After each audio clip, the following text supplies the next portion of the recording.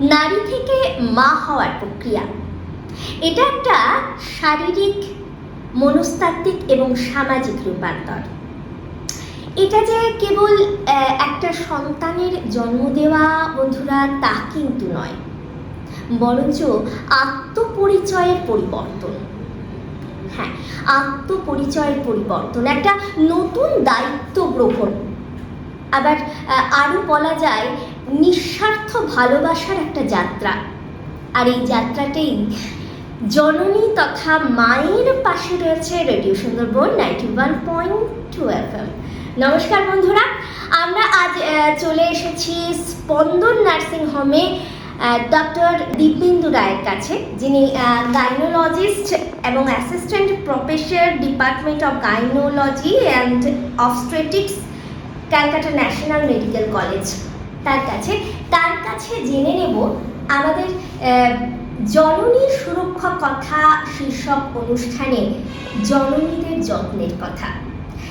গর্ভবতী অবস্থায় আমরা এটাকে 3টে পর্বে বা 3টে ট্রাইমেস্টারে ভাগ করতে পারি।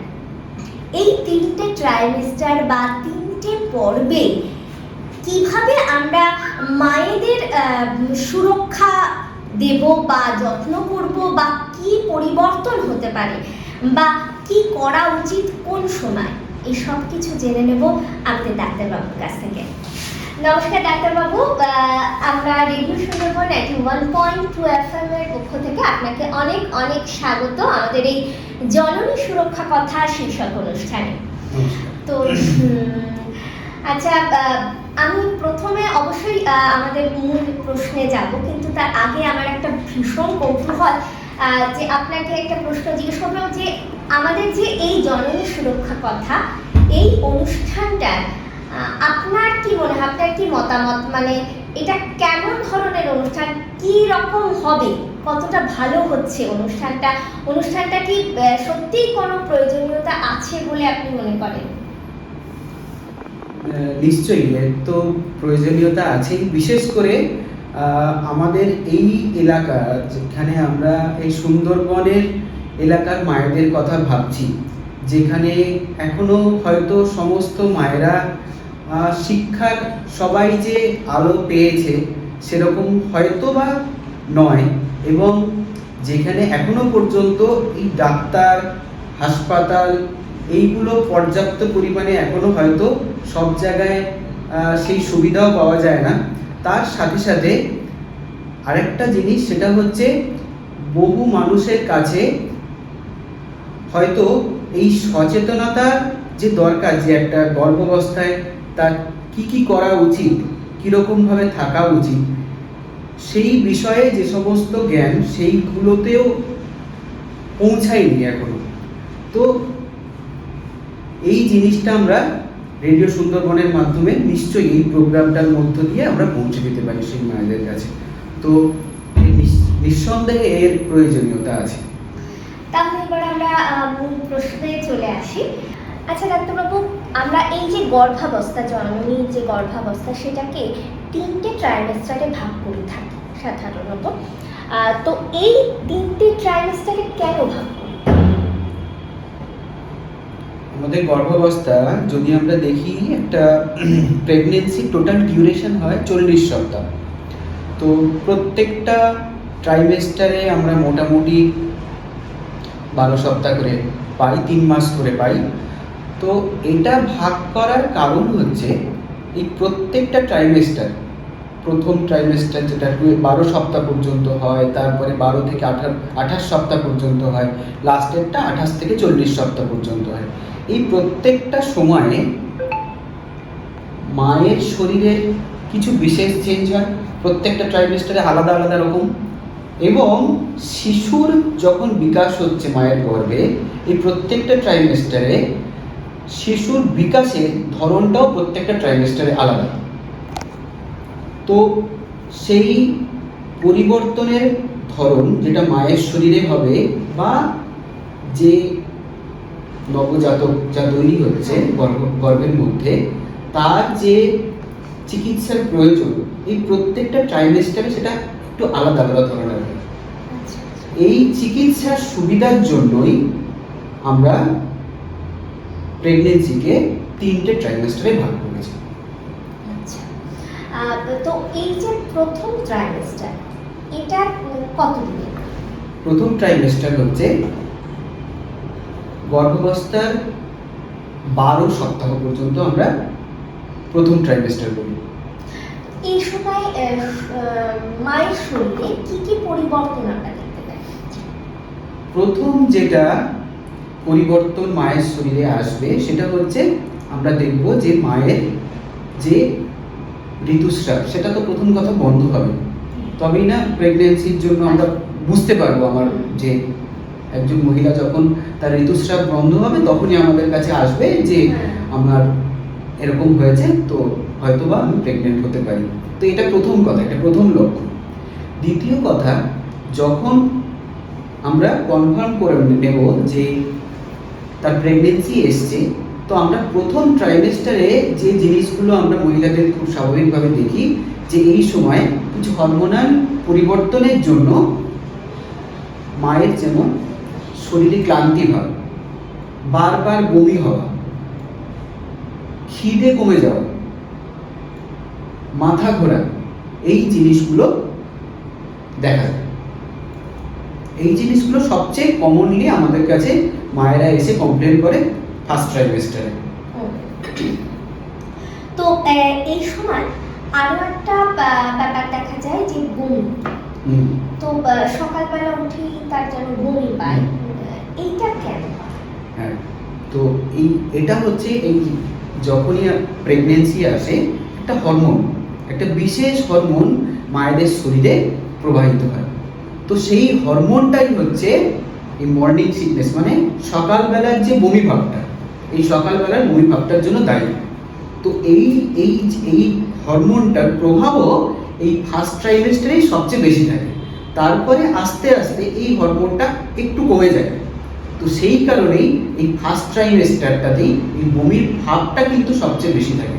যখনই ফার্স্ট ট্রাইমেস্টারটা কেটে যায় তখন আস্তে আস্তে কিন্তু এই বমির ভাবটাও আস্তে আস্তে কমে যায় মায়ের। এই সময় আরো একটা ব্যাপার দেখা যায় যে খুব ক্লান্তি অনুভব হয়, তো সেটার কারণ হিসেবে আপনি কি বলবেন? সেটার কারণ হচ্ছে, ধরুন যখন একটা নবজাতক ভিতরে তৈরি হচ্ছে, গর্ভের মধ্যে তৈরি হচ্ছে, তো মায়ের শরীর থেকেই তো তার মধ্যে পুষ্টি যাচ্ছে, তো মায়ের শরীরের পুষ্টিকে সে ব্যবহার করছে, তো সেই কারণে এটা একটা কারণ। দ্বিতীয় কারণ হচ্ছে যেটা আমরা বললাম যে এই মায়ের খিদে কমে যায়, এই সময় খিদে কমে যায়, তারপরে এই যে বমি হয়, তো এই সব কিছু মিলিয়ে খিদে কমে যাচ্ছে, তার মানে শরীর দুর্বল লাগবে। বারবার যদি কারোর বমি হয় তখন শরীর দুর্বল লাগবে, তার সাথে সাথে মায়ের পুষ্টি বাচ্চার কাছে যাচ্ছে। তো সব মিলিয়ে মায়ের মধ্যে একটা কোথাও না কোথাও যে একটা ডেফিসিয়েন্সি তৈরি হয়, তো সেই ডেফিসিয়েন্সিটার জন্যই আপনার ক্লান্তি লাগে। আচ্ছা, এই প্রথম 3 মাসে কি ধরনের খাবার বা কি ধরনের খাদ্য তালিকা বলবো বা খাদ্য আর কি মাকে দেওয়া উচিত বা মায়ের খাওয়া উচিত? যেহেতু প্রথম এই যে 3 মাসটা, এই সময়টায় মায়ের মধ্যে এই বমির প্রবণতা, অরুচি, এই জিনিসগুলো থাকে, তো এই খিদে কমে যায়, তো খাওয়াটা একটা মায়ের কাছে খুব অসুবিধাজনক ব্যাপার হয়ে যায় এই সময়। তাই জন্য আমরা সব সময় মায়েদেরকে এই সময় সাজেস্ট করি যে অল্প পরিমাণে খাবার বারে বারে খান, একসাথে খেতে গেলে বেশি বমি লাগে, তো অল্প পরিমাণে খাবার বারবার করে খেতে, এবং খাবারটা যেন সবসময় সহজপাচ্য হয়, সহজপাচ্য হয় এরকম খাবার, তেল মশলা ভাজা ভাজি এই জিনিসগুলো যতটা সম্ভব অ্যাভয়েড করতে। যদিও প্রেগনেন্সিতে এমনি আমরা কখনোই বলি না যে এই খাবারটা খাবে না, এই খাবারটা খাবে না, কিন্তু এগুলো যতটা সম্ভব অ্যাভয়েড করলে এই যে বমি ভাব, তারপরে অরুচির ভাবটা, এগুলো কমে যায়। সহজপাচ্য খাবার গ্রহণ করাই এই সময় শ্রেয়। তো এই যে এই সময় প্রথম কখন মানে ডাক্তারের কাছে আসা উচিত? এই ট্রাইমেস্টারে, ফার্স্ট ট্রাইমেস্টারে যখনই একজন মহিলার ঋতুস্রাব বন্ধ হবে, এখন বাড়িতে সবাই আমরা এতটা মোটামুটি এই টিভি বা রেডিওর দৌলতে এতটা সচেতন হয়ে গেছি যে ঋতুস্রাব বন্ধ হলে একটা প্রেগনেন্সি টেস্ট করে নেব। তো প্রেগনেন্সি টেস্ট যখনই পজিটিভ হবে তখনই প্রথমবার চিকিৎসকের কাছে চলে আসা উচিত। ফলিক অ্যাসিড এই সময় দেওয়া হয় আর কি মাকে, সেটা কেন? ফলিক অ্যাসিড খুবই একটি গুরুত্বপূর্ণ ওষুধ, ভীষণ গুরুত্বপূর্ণ ওষুধ। কারণ আমাদের যে ব্রেন তৈরি হয়, স্পাইনাল কর্ড আর যে ব্রেন তৈরি হয়, এই জিনিসটা সঠিকভাবে তৈরি করতে এই ফলিক অ্যাসিড ভীষণ গুরুত্বপূর্ণ। তো এই ফার্স্ট ট্রাইমেস্টারে কিন্তু আমাদের এই ব্রেন তৈরি হয়, তো সেই কারণে ফলিক অ্যাসিডটা দেওয়া হয়। না হলে এখানে ডিফেক্ট, গঠনগত ত্রুটি হতে পারে। তো সেই কারণে হ্যাঁ বাচ্চার গঠনগত ত্রুটি হতে পারে। সেই কারণেই ফার্স্ট ট্রাইমেস্টারে ফলিক অ্যাসিড একদম বাধ্যতামূলক সবাইয়ের জন্য। আরেকটা যে এই প্রথম চেকআপে কি কি পরীক্ষা করার ব্যাপার থাকে? প্রথম যে চেকআপ হবে সেই চেকআপে যেমন আমরা সমস্ত মায়েদেরকে পরীক্ষা করি যে তার প্রেশার, ওজন, এইগুলো আমরা ডাক্তাররা প্রথমবার যখন একটা মা আসছেন তাদেরকে দেখি আমরা। তার সাথে সাথে ফার্স্ট ট্রাইমেস্টারে আমরা আলট্রাসোনোগ্রাফি করাই। আলট্রাসোনোগ্রাফি করানো হয় কারণ কি, যে প্রেগনেন্সিটা সঠিক জায়গায় আছে কিনা, মানে জরায়ুর মধ্যে আছে কিনা। অনেক সময় জরায়ুর বাইরেও কিন্তু প্রেগনেন্সি আসে, তাকে একটোপিক প্রেগনেন্সি বলে। তো সেইটা সেরকম কোনো সম্ভাবনা, সেটা কিন্তু একটা খুব এমার্জেন্সি জিনিস, তো সেরকম কোনো সম্ভাবনা আছে কিনা সেটা এড়ানোর জন্য ফার্স্ট ট্রাইমেস্টারে একটা আলট্রাসোনোগ্রাফি, যে প্রেগনেন্সিটা সঠিক জায়গায় আছে কিনা এবং প্রেগনেন্সিটা ভায়াবেল মানে জীবিত কিনা, যে প্রথম যে বাচ্চাটা এসছে সে জীবিত কিনা, সেটার জন্য একটা আলট্রাসোনোগ্রাফি করা হয়। এটা সাধারণভাবে আমরা 1.5 মাস, 6 থেকে 7 সপ্তাহ যখন প্রেগনেন্সি হয় তখন আমরা এটাকে করতে বলি।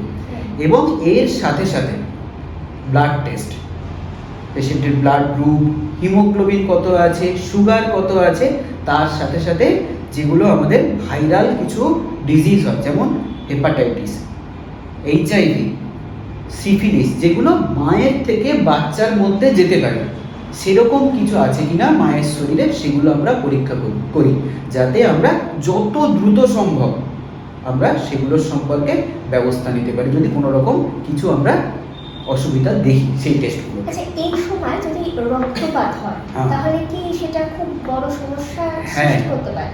নিশ্চয়ই, কারণ দেখুন একটা যখন বাচ্চা ফার্স্ট ট্রাইমেস্টারে একদম ছোট আছে তখন তো মানে সেখানে একটা ফোঁটাও রক্তপাত কিন্তু বিপদের সংকেত হতে পারে, যে হ্যাঁ এখানে একটা গর্ভপাত হয়ে যেতে পারে। তো সেই কারণে যদি কেউ এরকম ফার্স্ট ট্রাইমেস্টারে ব্লিডিং দেখে, সঙ্গে সঙ্গে যেন কাছে যিনি ডাক্তারবাবু থাকবেন বা যে স্বাস্থ্যকেন্দ্র থাকবে সেখানে গিয়ে মায়েদের কিন্তু পরামর্শ নেওয়া উচিত যে সেরকম কোনো সম্ভাবনা তৈরি হয়েছে কিনা যাতে গর্ভপাত হয়ে যেতে পারে। আচ্ছা, এই সময় আপনারা যখন মায়ের ব্লাড টেস্ট দিচ্ছে, কিছু কিছু সময় শোনা যাচ্ছে যে বাবারও ব্লাড টেস্ট দেওয়া হচ্ছে, এটা কেন, কিসের জন্য? বাবার ব্লাড টেস্ট করা জরুরি, কারণ যে সমস্ত ব্লাড টেস্টগুলোর কথা আমি বললাম, যে যেমন ধরুন এইচআইভি বা হেপাটাইটিস বা সিফিলিস, এই তিনটেই যৌন সংস্রবের মাধ্যমে ছড়াতে পারে।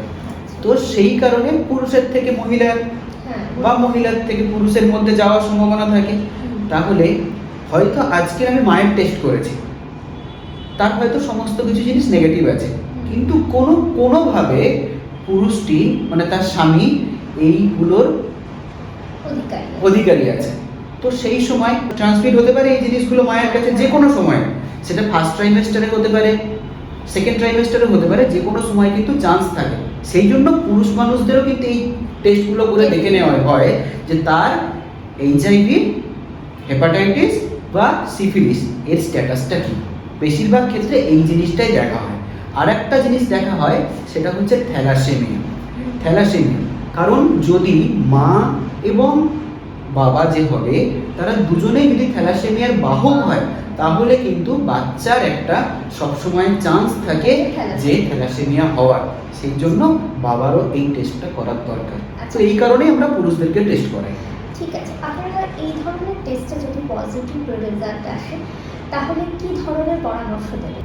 যখনই এরকম টেস্টে মা পজিটিভ আসুক বা বাবা পজিটিভ আসুক, মেন দেখুন কনসার্ন হচ্ছে আমার মাকে নিয়ে। বাবা পজিটিভ হলো, এরকম হতে পারে বাবা পজিটিভ হলো, মা কিন্তু নেগেটিভ আছে তখনও পর্যন্ত।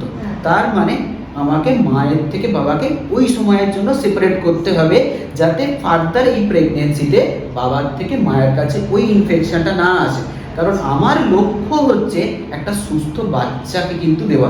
এরকম হতে পারে যে মা পজিটিভ হয়তো হেপাটাইটিস বা HIV বা VDRL পজিটিভ, কিন্তু আমার লক্ষ্য থাকবে কি যে বাচ্চাটা হবে সেই বাচ্চাটার মধ্যে যাতে এই রোগটা না প্রবাহিত হয়।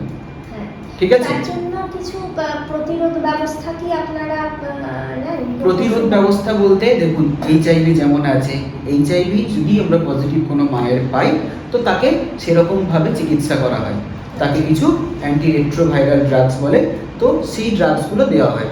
সেটা দিলে এই HIV যে ভাইরাসটা আছে সেই ভাইরাসটার সংখ্যা অনেক কমে যায়, এবং যখন সংখ্যা একটা নির্দিষ্ট মানে কমে যায় তখন HIV সংক্রমণ যেমন বাচ্চার মধ্যে হওয়ার চান্স খুবই কমে যায়, মানে খুবই কমে যায়। এতক্ষণ ধরে তো আপনার কাছ থেকে মানে জেনে নিলাম যে ডাক্তারের কাছে এসে কি চিকিৎসা হবে না হবে সব কিছু, কিন্তু আমি এবার জানতে চাইবো যে মা বাড়িতে কিভাবে নিজের যত্ন নেবে সেই কথা। বাড়িতে প্রথম কথা যেটা হলো যেমনি একটা আমার মায়ের থেকে পুষ্টি বাচ্চার কাছে যাচ্ছে, তো এই সময় সবসময় এই পুষ্টির ব্যাপারটা মাকে কিন্তু খুব খেয়াল রাখতে হবে, যে যাতে সে সঠিক সময়ে খাবারটা খায়, সঠিক পরিমাণে খাবারটা খায়। তো এই জিনিসটা শুধু মাকে নয়, সাথে সাথে যারা বাড়ির লোক আছে তাদেরকেও খেয়াল রাখতে হবে। পর্যাপ্ত পরিমাণে বিশ্রাম ভীষণ দরকার, যে এই সময় মা যেন পর্যাপ্ত পরিমাণে বিশ্রাম পায়। আর তার সাথে সাথে ঘুমটাও ভীষণ দরকার। তাহলে খাবার, বিশ্রাম এবং ঘুম এই তিনটে পর্যাপ্ত পরিমাণে দরকার। তার বলে এইরকম কোনো কিছু ব্যাপার নেই যে প্রেগনেন্সি এসছে মানে একদম সব কিছু কাজ ছেড়ে শুয়ে পড়ে থাকবে, সেরকম কোনো দরকার নেই। মা নিজের যে পরিমাণ ক্ষমতা সেই ক্ষমতা অনুযায়ী স্বাভাবিক কাজকর্ম কিন্তু করতে পারে। ভারী জিনিস সেগুলোকে আমরা অ্যাভয়েড করতেই বলি, কিন্তু স্বাভাবিক কাজকর্ম যেগুলো খুব ভারী কিছু নয় সেরকম সমস্ত কাজকর্ম মা হাঁটা চলা খুব হালকা কাজকর্ম, কেউ ধরুন বাড়িতে রান্না করলো, একটু আধটু ঝাড়া পোছা এই জিনিসগুলো, এগুলো সব কিছুই করা যেতে পারে। আচ্ছা। আর খাবার যেটা আমি বলছি মানে কি কি ধরনের খাদ্য মাকে সেই সময় দেওয়া উচিত? প্রথম ট্রাইমেস্টারে আগেই বলেছি যে খাওয়াতে একটু প্রবলেম হয়, তাই জন্য জোর করে কোনো কিছু খাবার দেওয়া উচিত নয় যেটা খেলে কিনা পেশেন্টের অসুবিধা হচ্ছে। কেউ বলে যে আমি মাছের গন্ধ নিতে পারছি না, আমাদের কাছে সেরকম বলে। মাংস খেলে আমার মনে হচ্ছে যেন বেশি বমি হচ্ছে, আমি খেলে ডাল ভাতটা খেতে পারছি। তো এরকম কখনোই করা উচিত নয় যে ওটার মধ্যে প্রোটিন বেশি আছে বলে আমি মাছ মাংস একদম খাইয়ে দিলাম, তো খেয়ে দেখা যাচ্ছে যে পেশেন্টের বহুত বেশি বমি হচ্ছে। তো এরকম কখনোই আমরা বলবো না যে আপনি মাছ মাংস ছাড়া চলবে না। যেটা খেয়ে পেশেন্টের কোনো রকম সমস্যা হচ্ছে না সেটা খাওয়াই বাঞ্ছনীয়। এবার তার মধ্যে প্রোটিন থাকলে নিশ্চয়ই সেটা ভালো, কিন্তু সেটা কখনোই এরকম হবে না যেটা কিনা পেশেন্টের অসুবিধা করছে। প্রোটিন, ফ্যাট আর শর্করা এই তিনটে আমাদের মুখ্য খাদ্য আমরা বলে থাকি। আমি সেটার অনুপাতটা কি ধরনের হতে পারে আর কি, মানে কিরকম কতটা শর্করা বা কতটা প্রোটিন বা কতটা ফ্যাট খাদ্য তালিকার মধ্যে থাকা উচিত? দেখুন এরকম ভাবে এক্স্যাক্টলি ওরকম ভাবে কিছু করা নেই। আমাদের যেটা দরকার সেটা হচ্ছে ক্যালোরি। প্রোটিন থেকেও ক্যালোরি আসে, কার্বোহাইড্রেট থেকেও ক্যালোরি আসে, আর ফ্যাট থেকেও ক্যালোরি আসে। তো আমরা ক্যালোরি দিচ্ছি বাচ্চাকে, ঠিক আছে? তো সেগুলো হচ্ছে, ক্যালোরিটা হচ্ছে আমাদের কাছে বেশি ইম্পর্টেন্ট এই পরিমাণটার থেকে, যে এটা এত অনুপাতে থাকতে হবে, এটা এত অনুপাতে থাকতে হবে, এরকম কিছু ব্যাপার নেই।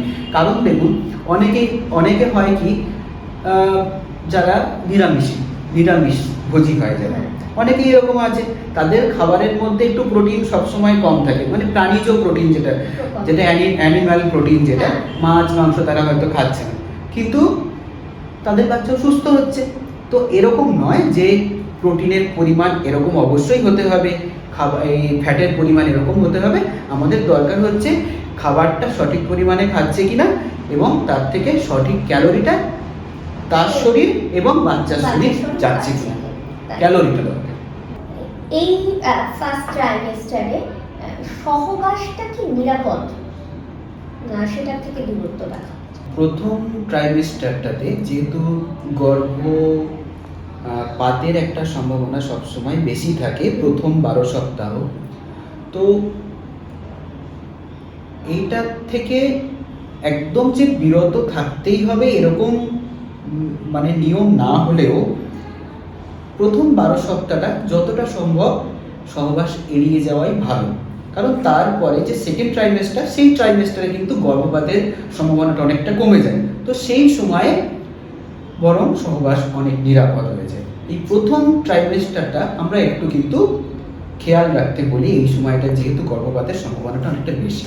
আচ্ছা, এই যে আপনি গর্ভপাতের সম্ভাবনার কথা বলছেন, কেন এই ট্রাইমেস্টারে গর্ভপাতের সম্ভাবনাটা বেশি, কেন?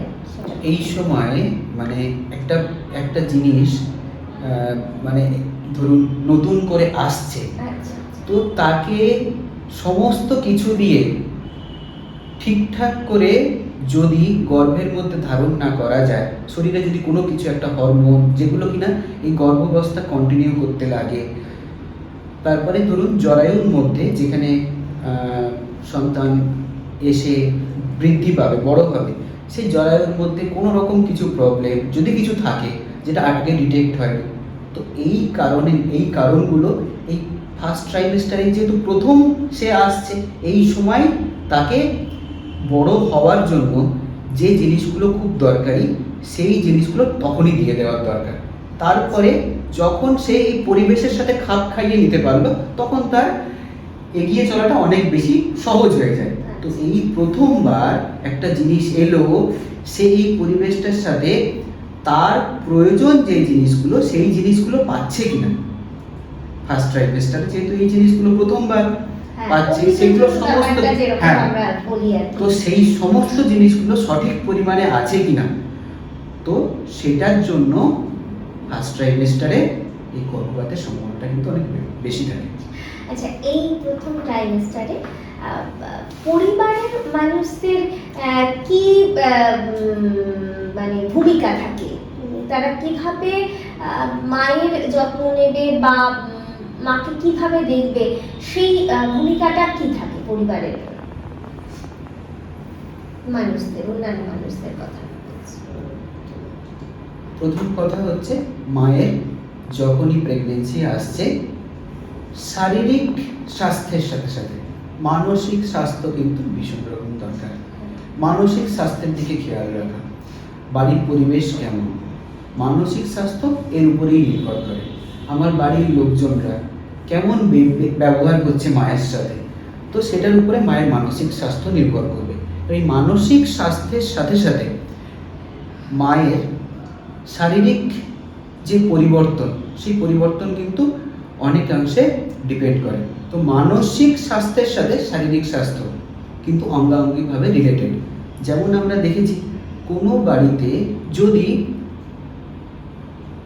মায়ের সাথে শাশুড়ি হোক বা স্বামীর হোক, কারোর যদি মানসিক বনিবনাটা অতটা ভালো না হয়, আমরা দেখেছি সেই সমস্ত মায়েরা এসে তাদের, যেমন এই যে প্রেগনেন্সির যে সিমটমগুলো আপনাকে বললাম, খিদে না হওয়া, রাত্রে ঘুম না হওয়া, বমি ভাব বেশি হওয়া, এই জিনিসগুলো কিন্তু বেশি আমরা দেখেছি।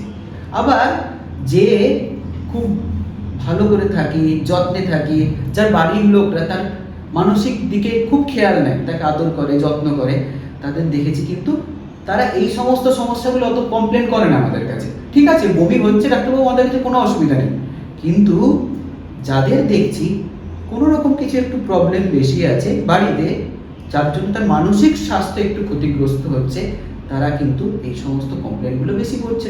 তো যদি কেউ বেশি বমি করে, যদি তার খাওয়ার অরুচিটা বেশি হয়ে যায়, তো স্বাভাবিকভাবে তার বাচ্চার উপর প্রভাব পড়বে।